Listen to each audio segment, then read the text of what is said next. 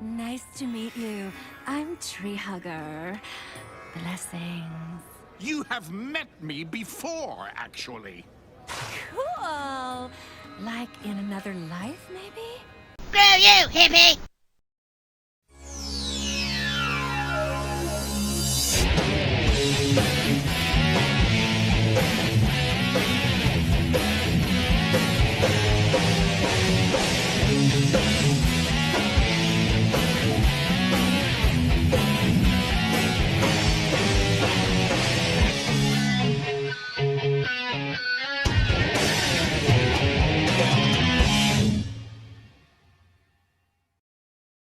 This time it's a Discord episode, and boy is it a doozy!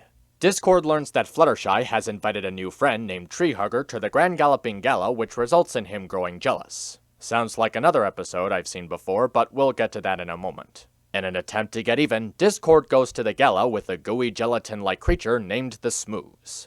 As the episode progresses, Discord tries to do everything he can to get Fluttershy's attention while Smooze causes trouble behind the scenes. Firstly, this episode is a comedy goldmine. I don't think I've seen an episode this funny in a really long time. Every other minute there's a joke that manages to be just as funny, if not more so, than the previous one. Whether it's a visual gag or an exchange of dialogue between the characters, I was laughing so many times throughout the episode. A name a few is Rarity trying to cover her naked body, even though she's always been naked, Maud working off of Discord stand-up, and a joke about global warming. Okay, the humidity isn't great, but where isn't that the case these days?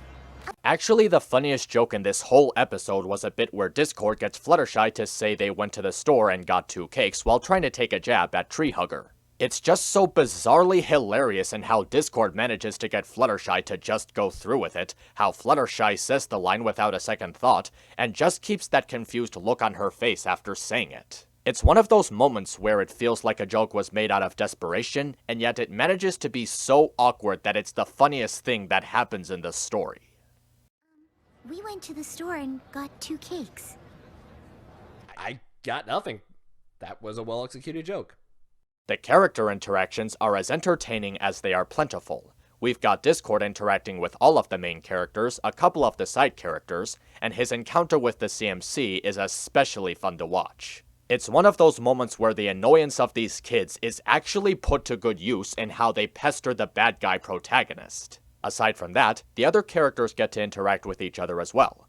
The CMC get to interact with their older counterparts, Applejack is happy to see her sister growing up, Twilight gets some time with her mentor, Rarity and Applejack still have different priorities, and of course, Pinkie and Maud work off both the other characters and the situations they're placed in perfectly. Even Celestia is fun to be around in this episode, even if she, continues to be useless in a perilous situation.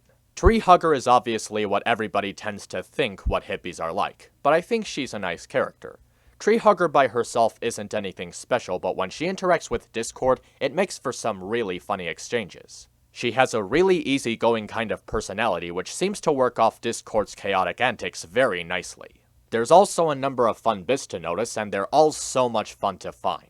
There's the Metal Gear Solid reference, Pinkie Pie messing with the fourth wall, the Smooze growing to large proportions as he eats things to increase his size, Rainbow Dash and Scootaloo continuing to bond like sisters, returning to the gala to see new things done with the celebration, even a line of dialogue that comes across as a callback to 2 episodes of the previous season. And now for the best part about the episode, Discord himself.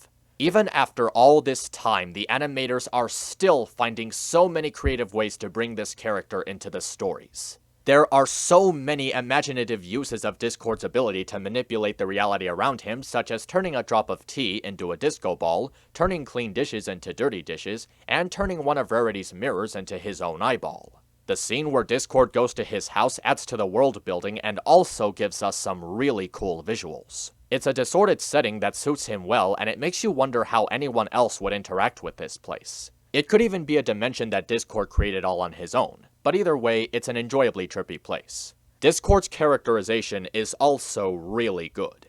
His jealousy towards Treehugger combined with his sarcasm is really fun to see.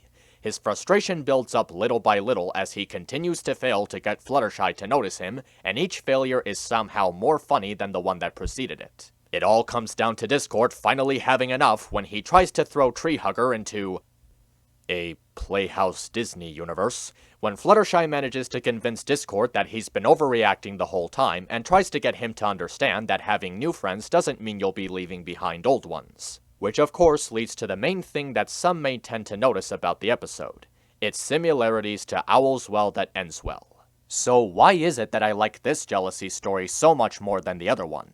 Well, I think I can name a few reasons. First, the jealousy isn't taken to any sort of extremes, that being Discord doesn't try to frame Treehugger for brutally murdering something. Even the dimension Hugger was being sent to didn't look very menacing, and being Discord, there were countless ways he could bring her back. Second, Discord's chaotic nature offers more opportunities for the animators to express their creativity, so this episode has another edge on the visual side. Third, the climax doesn't feel like a complete cop-out. Fourth, Discord is the cause of his own misfortune. Unlike where Spike is treated like a butt monkey for the crime of being overshadowed by an owl, Discord isn't treated like a butt monkey, and his frustration is fueled by his own actions, not from what inspires his jealousy. And fifth, the moral is explained a whole lot better. There's no written letter or anything, but Discord learns his lesson and it's made clear that what he says also reflects the things that happened in the episode. It's a good moral that, unlike the other one, is given the delivery it deserves. Even if you're not a huge fan of Discord's character or the idea of him being the main focus, this episode has plenty to like. The comedy is amazing, the character interactions are great, the visual creativity is spot on, a reimagining of a previous gen character is a very welcome addition, and it makes really good use of its cameo characters. I can safely say that Make New Friends But Keep Discord is the best episode of Season 5 thus far. Also, don't worry about the mailman, I'm sure he'll be back next week. MisAnthro Pony, over and out. Imagine how dull it would have been if I hadn't invited Discord. Come on! The night is still young.